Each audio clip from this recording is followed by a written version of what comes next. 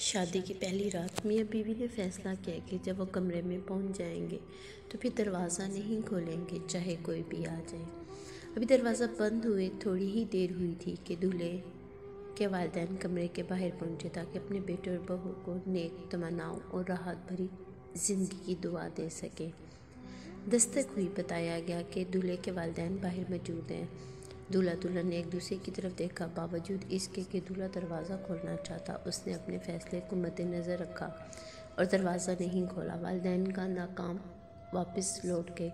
ابھی کچھ دیر ہی گزری تھی کہ دلہن کے والدین بھی دولہے کے گھر جا پہنچے تاکہ اپنی بیٹی اور داماد کو اپنی نیک خواہشات پہنچا سکیں اور انہیں سکھی زندگی کی دعا دے سکیں۔ ایک بار کمرے کے دروازے پر دستک دی گئی اور بتایا گیا کہ دلہن کے والدین کمرے کے باہر موجود ہیں۔ دولہا دلہن نے ایک دوسرے کی طرف دیکھا، پھر اپنا فیصلہ ذہن میں تازہ کیا۔ باوجود اس کے فیصلہ ہو چکا تھا۔ دلہن کی آنسوؤں بھری سرگوشی سنائی دی، نہیں میں اپنے والدین کے ساتھ ایسا نہیں کر سکتی، اور فوراً دروازہ کھول دیا۔ شوہر نے یہ سب دیکھا مگر دلہن کو کچھ نہ کہا، خاموش رہا۔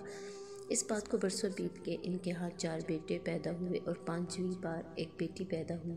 شوہر نے ننھی گڑیا کے اس دنیا میں آنے کی خوشی میں ایک بہت بڑی پارٹی کا انتظام کیا اور اس پارٹی میں ہر اس شخص کو بلایا جسے وہ جانتا تھا اور خوب خوشیاں منائی گئیں۔